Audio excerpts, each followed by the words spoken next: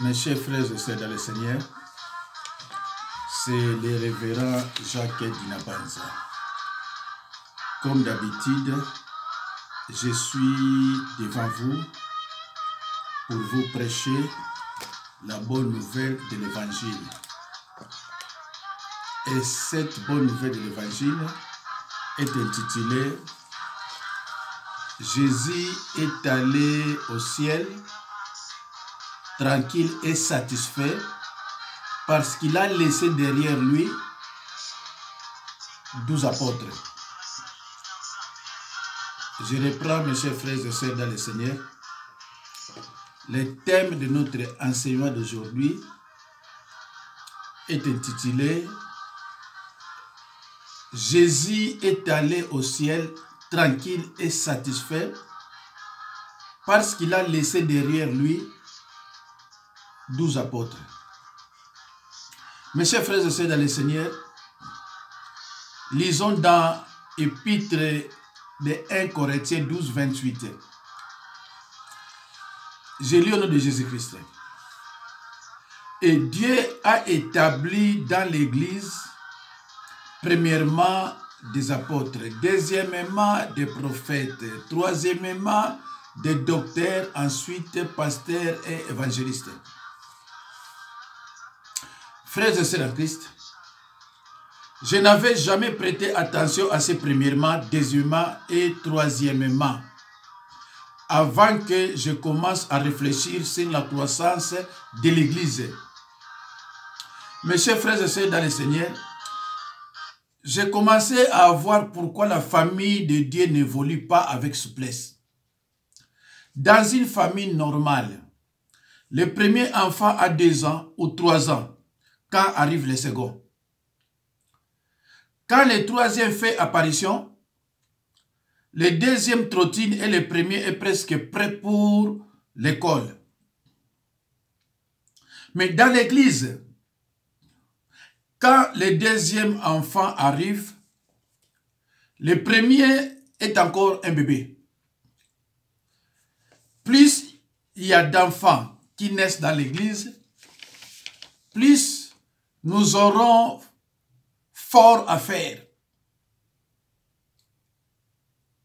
Mais si tout le monde grandit, les pasteurs comme les brebis, tout se développe avec harmonie. Mes chers frères et sœurs, suivez cet enseignement attentivement.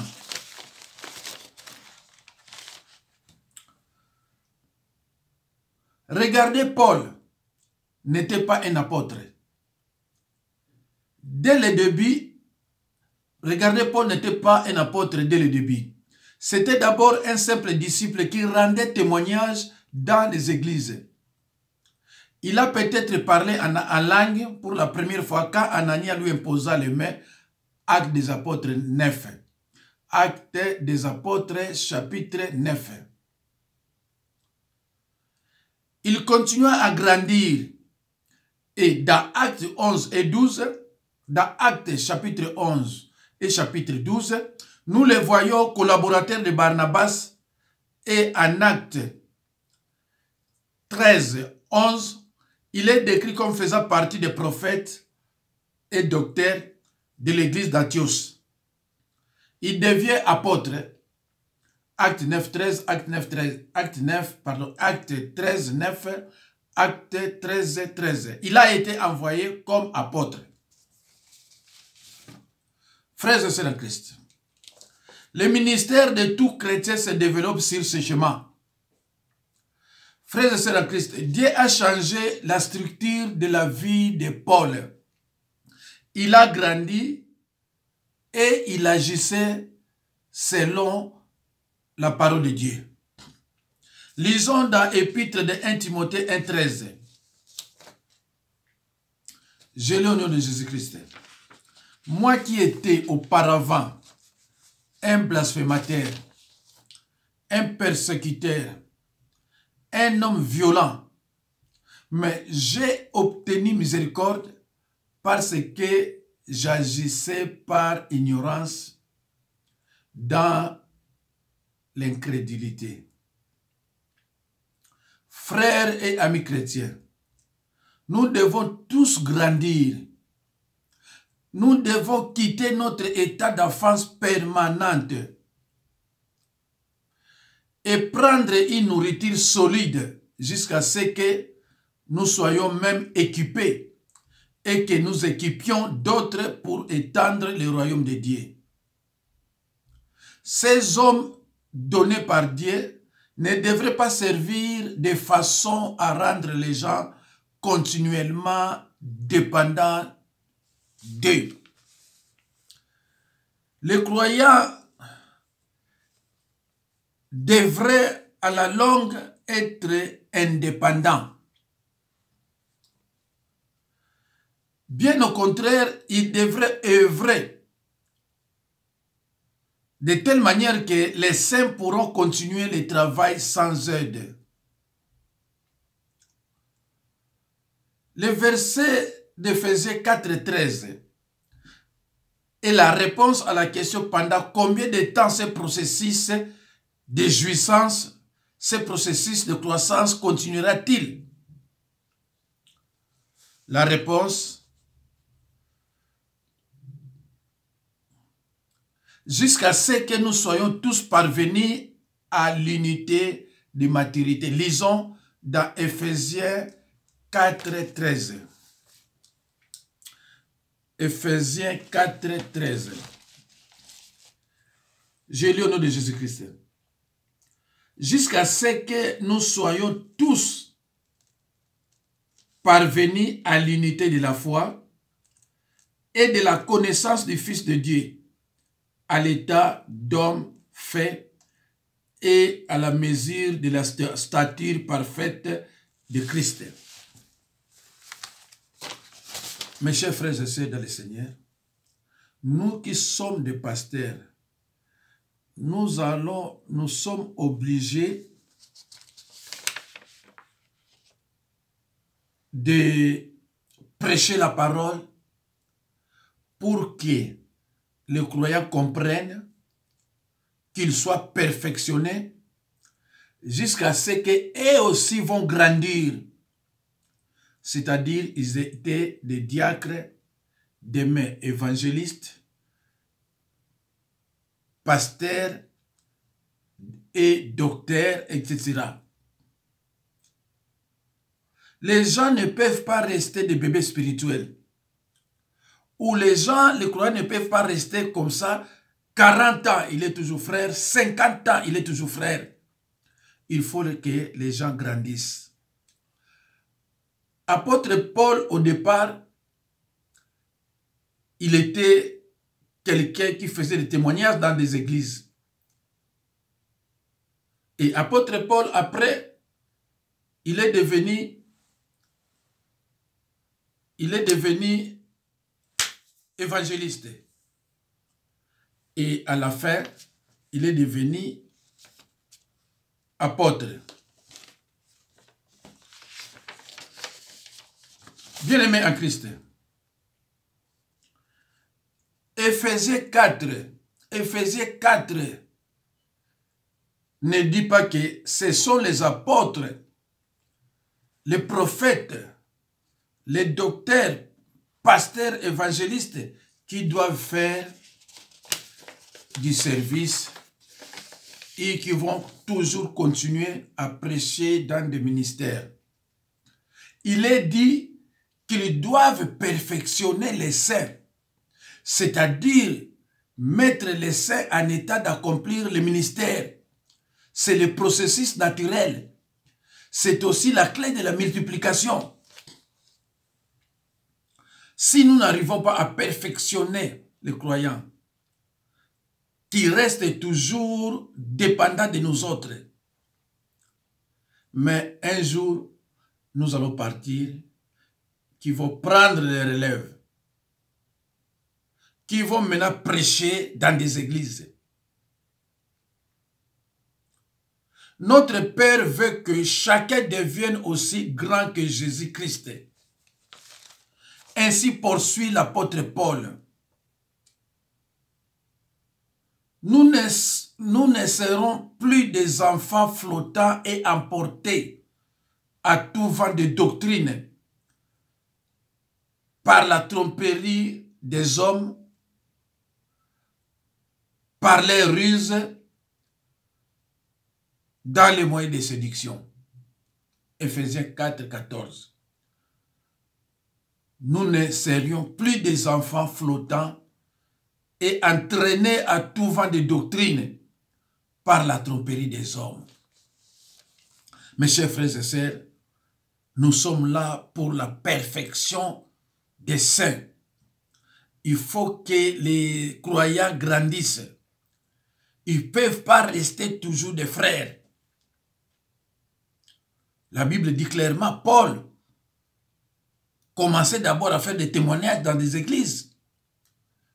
Et après, il est devenu évangéliste. Et comme il évangélisait avant qu'il soit appelé apôtre dans Actes des Apôtres 13, 9.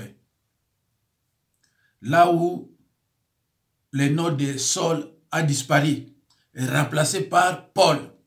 À partir de Actes des Apôtres 13, 9, le nom de Saul a disparu jusqu'à la fin. Alors, mes chers frères et sœurs, il faut vraiment faire quelque chose. Il faut faire en sorte que vous quittez, n'est-ce pas, l'état d'enfance. Vous partez à l'église pour écouter la parole et la mettre en pratique. Et à travers cette parole que vous allez grandir et prendre aussi la relève. Bien-aimés, la progression est comme à l'école. Quand nous arrivons au cours élémentaire, nous pouvons enseigner à d'autres les cours préparatoires. Comment Paul aurait pu désirer quitter ce monde s'il n'avait pas d'abord fait des disciples de Timothée, Philémon, Épaphrate et les autres? Mais si vous quittez ce monde sans d'abord faire des disciples, ça ne vaut même pas la peine. Ça ne vaut même pas la peine. Vous quittez ce monde sans faire des disciples pour aller où? Jésus est parti au ciel tout en laissant derrière lui 12 apôtres. Et il était satisfait. Jésus est allé au ciel tranquille, mais satisfait aussi, parce qu'il a laissé derrière lui 12 apôtres. Mais vous, chers collègues, demain vous allez mourir. Et derrière vous, est-ce que vous avez laissé des disciples? Je vais voir un verset biblique. Et dans Matthieu, si je ne me trompe pas.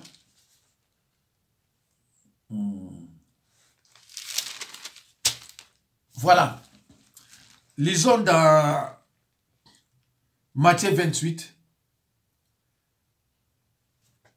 verset 16. Allez, faites de toutes les nations des disciples. Allez, c'est un ordre. Allez, faites de toutes les nations des disciples. C'est ce que je vais prêcher peut-être la semaine prochaine.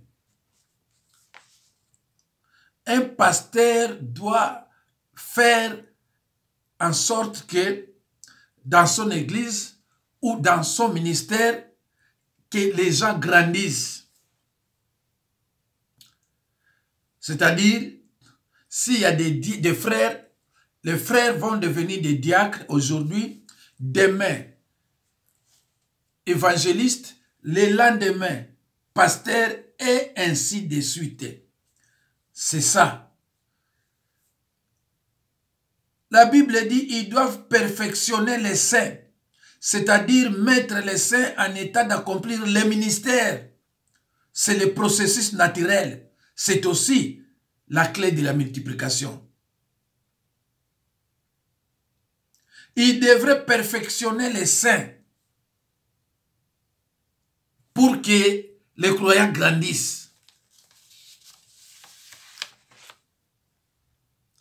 Mes chers frères et sœurs bien-aimés en Christ, la progression est comme à l'école. Quand nous arrivons au cours élémentaire, nous pouvons enseigner à d'autres les cours préparatoires. Comment Paul aurait pu désirer quitter ce monde s'il n'avait pas d'abord fait des disciples de Timothée, Philémon, Épaphrate et les autres? Jésus est allé au ciel tranquille et satisfait. Pas seulement tranquille, mais il est parti tranquille et satisfait. Parce qu'il laissait derrière lui 12 apôtres. Mes chers frères et sœurs dans le Seigneur, je trouve juste que tout ce que j'affirme soit, n'est-ce pas, examiné à la lumière des Écritures et qu'il puisse donc être contesté si je me trompe.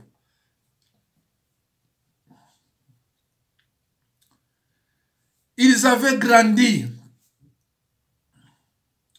Ils étaient prêts à prendre sa place.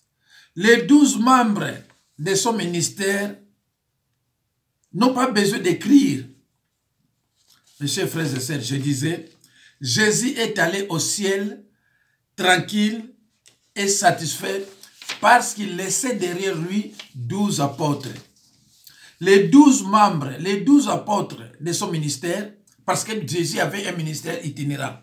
Les 12 membres de son ministère n'ont pas besoin d'écrire à un quelconque pasteur pour demander, s'il vous plaît, envoyez-nous un autre pasteur parce que le nôtre vient de partir au ciel. Ils avaient grandi. Ils étaient prêts à prendre sa place. Nous voulons à ce que nos croyants grandissent et prendre nos places. C'est pour cela que nous sommes appelés à perfectionner les saints. Frères et sœurs de Christ, ceux qui jusqu'à ce jour sont des bébés spirituels, ce sont des chrétiens qui ont encore besoin de béquilles. Pour le moment, nous devons veiller à ne pas enlever les béquilles aux faibles. Nous devrions plutôt chercher leur guérison. Avec les béquilles, la croissance de l'Église est difficile. Avec les béquilles, la croissance de l'Église est difficile. Les béquilles aident les bébés spirituels à rester debout. Lorsque vous avez une jambe cassée, on vous donne des béquilles pour se tenir debout. Mais une fois vous êtes guéri, on jette les béquilles. Les béquilles aident les bébés spirituels à rester debout. Mais lorsqu'ils seront guéris, les béquilles tomberont d'elles-mêmes. Mes chers frères et sœurs, Dieu a établi dans l'Église, premièrement les apôtres, deuxièmement les prophètes, troisièmement les docteurs et ainsi de suite. Mes chers frères et sœurs dans le Seigneur, ici Paul dresse maintenant une autre liste de dons. Aucune de ces listes ne doit être considérée comme exhaustive. En disant, premièrement, Paul fait bien comprendre que tous ne sont pas apôtres. Les 12 furent des hommes choisis par le Seigneur et mandatés par lui pour être ses messagers. Il l'avait accompagné pendant son ministère terrestre. Actes des apôtres 1, 21 à 22. Il l'avait accompagné pendant son ministère terrestre. Actes des apôtres 1, 21 à 22. Mes chers frères et sœurs, les apôtres de Jésus, les 12 apôtres, ont suivi, n'est-ce pas, les enseignements de Jésus-Christ physiquement. Ce sont des gens qui ont mangé avec Jésus-Christ. Et pour le moment, nous n'avons plus d'apôtres. Ils sont considérés comme des messagers ou missionnaires. Un apôtre, c'est celui qui a mangé avec Jésus-Christ. Un apôtre, c'est celui qui a suivi les enseignements de Jésus-Christ physiquement. Un apôtre, c'est celui que Jésus-Christ prêchait, enseignait, suivait les enseignements. Et à l'exception de Judas, il avait tous revu après sa résurrection. Acte 1, 2 à 3, Acte 1, 22. À la résurrection de Jésus-Christ, les apôtres, tous les apôtres ont revu Jésus-Christ à l'exception de Judas. Mes chers frères et sœurs dans le Seigneur, dans l'évangile de Jean 15, 16, la Bible nous enseigne que tout le monde n'est pas le don d'être évangéliste. Mais chaque croyant a été choisi et établi pour aller et porter beaucoup de fruits. Je lis dans l'évangile de Jean 15, 16. La Bible nous enseigne que tout le monde n'est pas le don d'être évangéliste. Mais chaque croyant a été choisi et établi pour aller et porter beaucoup de fruits. En d'autres termes, chaque chrétien est tenu de témoigner pour Christ comme un mode de vie. Il faut témoigner l'évangile. On ne défend pas l'évangile, mais il faut le témoigner. Femmes et hommes, il faut aller partout témoigner l'évangile, témoigner ce que Jésus-Christ a fait dans votre vie. Il ne faut pas avoir honte. La Bible dit, celui qui a honte de moi, j'aurai aussi honte de lui. Il ne faut pas avoir honte de témoigner. Je félicite des hommes et femmes qui font leur témoignage sur des réseaux sociaux. Mes chers frères et sœurs dans le Seigneur, il faut s'opposer à l'enseignement qui n'est pas en accord avec la parole de Dieu, même s'il fait prévoir des miracles. Mes chers frères et sœurs, lors de la persécution de l'Église qui suivit le martyre d'Étienne, le diacre Philippe apporte l'évangile en Samarie, où son ministère fut très fructueux. Et finalement, le diacre Étienne est connu dans la Bible comme évangéliste. Actes des apôtres 8, 5 à 13. Actes des apôtres 8, 5 à 13. Je sais que c'est difficile pour certaines personnes de lire la Bible. Mais, chers frères et sœurs, vous qui me suivez, je vous recommande avec beaucoup d'amour et humilité de prendre souvent vos Bibles quand vous me suivez et de lire et relire ce que je vous donne, ce que je vous prêche. Il faut toujours, mes chers frères et sœurs, examiner les Écritures pour voir si ce que je suis en train de prêcher est correct. C'est pour cela que je dis, je trouve juste que tout ce que j'affirme soit, n'est-ce pas, examiné à la lumière des Écritures et qu'il puisse donc être contesté si je me trompe. Ne soyez plus des enfants flottants et entraînés à tout vent de doctrine. Il faut examiner les Écritures, mes chers frères et sœurs dans le Seigneur. Pour grandir, il faut avoir la parole de Dieu. Un enfant de Dieu doit avoir la parole comme fondement dans sa vie.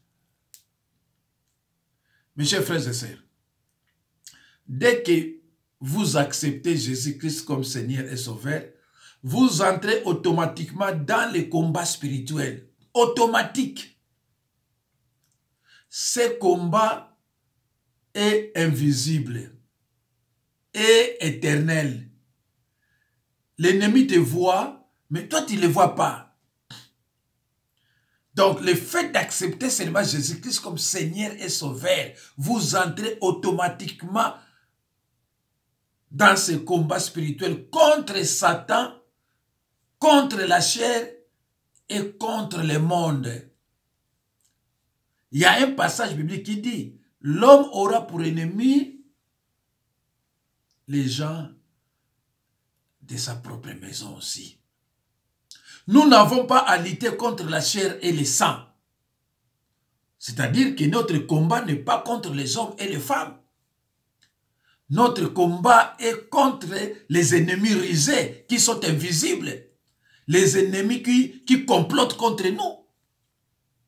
Les ennemis qui nous suivent partout, là où nous partons. Et ces ennemis-là nous voient, mais nous ne les voyons pas. C'est pour cela qu'on dit le combat est spirituel. Mes chers frères et sœurs, il y a des gens qui détestent la parole. Il y a des gens qui ne veulent même pas poursuivre les enseignements. Ils sont là à la recherche des pasteurs qui peuvent prier pour eux aujourd'hui et ils trouvent la guérison. Vous ne trouverez jamais de pasteurs comme ça. Ils prient pour toi, pour vous aujourd'hui et aujourd'hui même vous avez la guérison. C'est pas facile. Jésus-Christ n'a-t-il pas dit, ceux qui sont mes frères et sœurs, ce sont ceux qui écoutent la parole de Dieu et qui la mettent en pratique. Frères et sœurs,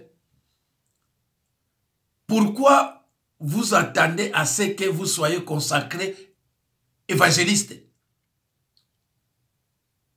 Mais la Bible nous enseigne que le diacre Philippe, dès le martyre d'Étienne, apporte l'évangile en Samarie et son ministère fut fructueux qu'il a consacré évangéliste. Mais la Bible dit qu'il est devenu évangéliste parce qu'il est parti évangéliser. Je ne sais pas si vous avez suivi un de mes disciples a prêché sur il a prêché sur les réseaux, je crois, sociaux disciple Makwiza. Moi, je ne lui ai pas dit qu'il était évangéliste. Moi, je sais que c'est mon disciple. Mais il a fait comme ce qu'il apporte. Il apporte l'enseignement sur les réseaux sociaux. Il a fait ce que le diacre Philippe a fait. Le diacre Philippe a apporté l'évangile en Samarie, où la Bible dit son ministère fut très fructueux. Lisez, s'il vous plaît, dans Actes des Apôtres 8, 5 à 13. Connu comme l'évangéliste. Mes chers frères et sœurs, dans le Seigneur, Jésus-Christ avait un ministère itinérant. Matthieu 16, 9. Matthieu 16, 9. Luc 11, 1. Pourquoi vous attendez toujours que les pasteurs viennent vous consacrer? À partir d'aujourd'hui, vous êtes évangéliste. Mais diacre Étienne, lisez, la Bible est là. Diacre Étienne, dans Actes 8, 5 à 13, il apporte l'évangile en Samarie. Et la Bible nous dit, parce que parmi les 12 apôtres, il y a aussi un Philippe là-bas. Mais la Bible nous dit, le diacre Philippe, il était parmi les diacres choisis, parmi les 7 diacres choisis par les apôtres. Mais comme le diacre Étienne faisait des miracles incroyables, il a été arrêté et exécuté. Alors, le diacre Philippe a pris le courage d'apporter l'évangile en Samarie. Mais Yozo là, Il faut pas y abattre yo maboko pour ba benga évangéliste. Mais non. Telema nzambe ko tsholo boko. Telema banda nzambe ko. Évidemment, il faut tala Olanda enseignement qui toko pa nani. Si vous êtes sûr, net disciple dans ma quiz, asa sûr enseignement sur ne pas pasteur Jacques, un appel de Dieu on a soit qui a telemi a bandi quoi porter le message, l'évangile partout. Il commence déjà à évangéliser. Et que Batou, t'as bien que mal, mais Batou, il est beaucoup. Ah, pays bien, tout ça, comment boy. Ah, et jusqu'à présent, on a l'India monté. Mais il y a des gens en États-Unis partout, parce que c'est un témoignage qui vient tout droit du cœur. Et nous avons pas mbolaye. Alors, la télé, on a dit, on a dit, alors, yon de konanga, ça fait 30 à 35 ans. On me marque la Bible, frère, l'église. Mais, oh, bazo, ya ba bazo les caillots. Mais pourquoi yon ko sala ya moté? Parce que moté, mama, kasi, o lingi le baté. Au monde, alo la tente de konanga. Au komona alo la tente. Totangi, on a déjà 15, hein? Oui. Totangi, awa. On peut se dire le verset. Totangi, awa.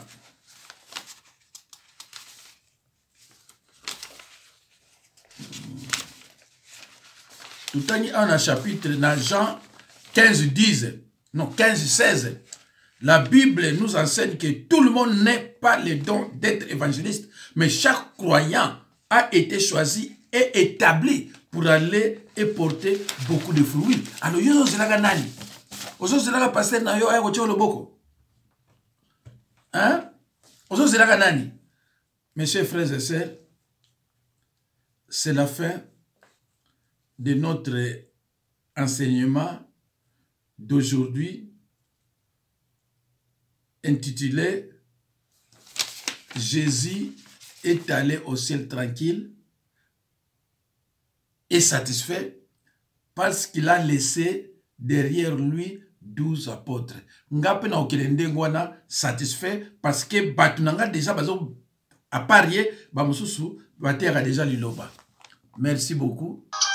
Nzambe azala na bino, Nzambe apambola bino.